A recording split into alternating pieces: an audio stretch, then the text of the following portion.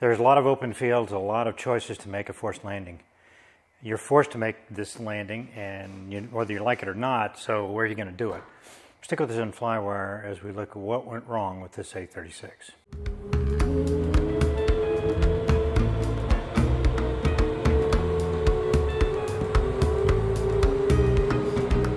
Hi, I'm Scott Perdue, and today on Flywire we're going to take a look at the sequence of events that led to the unsuccessful forced landing of November 8014 Tango on June 8, 2019. Unfortunately, 2 people paid for their lives in this accident. But let's start with what the airplane was telling the pilot before this fateful flight. Airplanes are simple yet complex machines, and quite often the machine tells us that when something is beginning to go wrong. The trick is to listen and understand the message. Sometimes it's frankly just not easy to interpret, and sometimes we just don't want to hear the message. Rarely does an accident chain have only one link.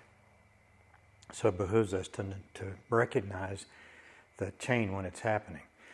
In this accident, the owner liked to do his own bore scope inspections and compression checks. That's good, nothing's wrong with that. If you do it properly, it's a good thing. And it's a good idea to do regular bore scope inspections anyway. In fact, Continental incorporates bore scope inspections into its maintenance recommendations. This is an IL550 in the Bonanza, Continental engine. A few weeks before the annual inspection, nearly 5 months prior to the accident, the owner performed a bore scope and a differential compression check. Didn't find anything on the bore scope, but he told his mechanic that cylinders 1 and 5 were no good, reporting that one of them was holding between 25 and 40 pounds. He told his mechanic that he needed his plane and wanted to replace those cylinders at the upcoming annual. It's going to be in a week or 2 anyway. 2 weeks later, the owner turned the aircraft in for the annual, and the mechanic accomplished a differential compression check and found cylinder 1 at 10 pounds and cylinder 5 at 12 pounds. The owner gave the mechanic 2 repaired cylinders that had been pulled and repaired at the last annual. Fast forward 3 months, and the owner called the mechanic to report oil temperature that was higher than normal and pressure that was lower than normal. Okay, that's kind of a red flag.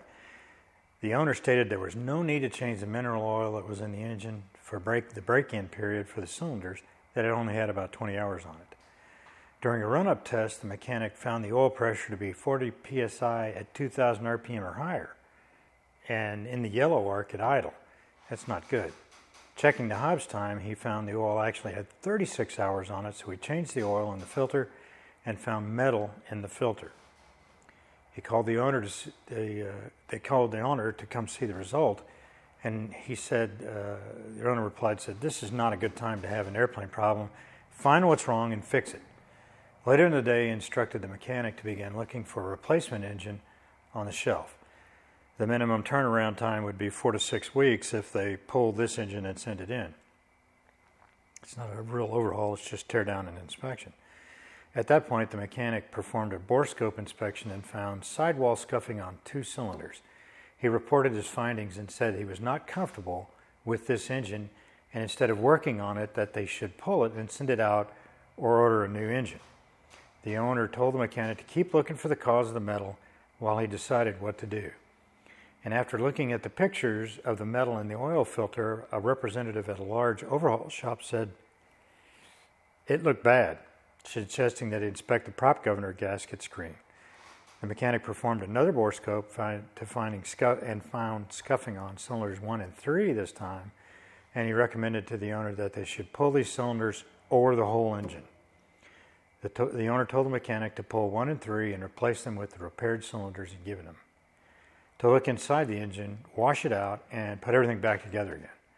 Upon pulling the cylinders, the mechanic found sidewall material missing from one of the cylinders. That's not good. The owner directed that everything be put back together so he could fly it local and see how it feels. There's a couple of red flags going here, but the mechanic put the engine back together and ran it several times with no improvement in the oil pressure noted. He was so uncomfortable that he called Continental Engines for a consult. The recommendation there was to pull the oil pressure relief valve and check for metal there.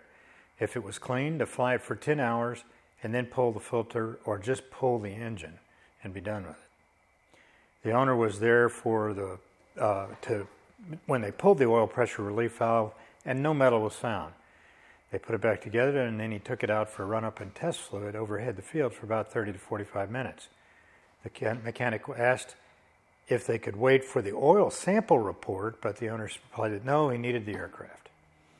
5 days before the accident, the owner reported to the mechanic that he had flown the airplane and the oil temperature was coming down and the pressure was getting better, going higher. Didn't specify what those numbers were. 3 days before the accident, they received the oil sample report and it had found nothing specific. But the lab had not looked at the filter yet, and they said they would send a written report when they do. The day before the accident, the lab emailed that report, the written report of what they found in the filter, and the mechanic then forwarded it directly to the owner. The next day, he got a call from a friend of the owner who said there had been a crash in eastern Long Island, and he believed that it might be the owner. And indeed it was. The lab report described a large amount of brass, bronze, and copper flakes with over 20 pieces of debris in every filter pleat. That's a lot. That is a huge red flag. The engine teardown inspection revealed that all 6 cylinders and pistons had abnormal operating appearance. They were hot. The camshaft governor drive gear had severe wear patterns with heavy scoring on the aft third of the shaft. The crankshaft rear main bearing journal had severe scoring and the bearing had spun with major discoloration. Discoloration comes from intense heat, usually because the oil is not flowing and carrying away that excess heat. Other accessories had various impact damage and fire damage from the actual accident. Let's listen to the ATC tapes for the flight. I've edited here for brevity. The engine failure was sudden and complete. Bonanza 8014 Tango, wind is 090 at 12.17 and 6 Pacific. Clear for takeoff, 114. 8014 Tango, you're just going to be runway heading? There we go, 070 for 114. 114, right. Your radar contact now speaking to the T9 heading at 070. And we're through 700 right now for 114. 8014 Tango, you're Alright, 8014 Tango, roger. Squawk 4367, what's your first on board and fuel remaining? Alright, can you maintain for me on the ground? I'll give you a phone number real quick. It's 516-683-2963. Make sure you land it safely. I'm 8014 Tango, you're going to contact 2 left from out of touch. Alright, when you land safely, just try to call me on the radio. Let me know you guys are safe. New York departure, good morning. Skylane 182 Alpha Mike, climbing through 1200, runway heading. 182 Alpha Mike, stand by. 8014 Tango, radar contact was 2 west from out of touch, altimeter 3011. Reviewing the radar data revealed that the engine failed 12 minutes and 15 seconds into the flight. For the first 45 seconds, the aircraft flew close to best glide speed and turned 60 degrees to the right. During the next minute, it held course, slowing slightly to 99 knots and then descending at 1,475 feet per minute. That's about average for a Bonanza engine failure with a prop in fine pitch. The heading control became erratic, and speed control fell off as well. But in general, it was in a left turn around an open field, okay? And in the last minute of flight, the descent rates slowed slightly as the airplane turned through west and the speed fell off. The last hit was about 25 feet and 88 knots, about 200 feet east of the impact site.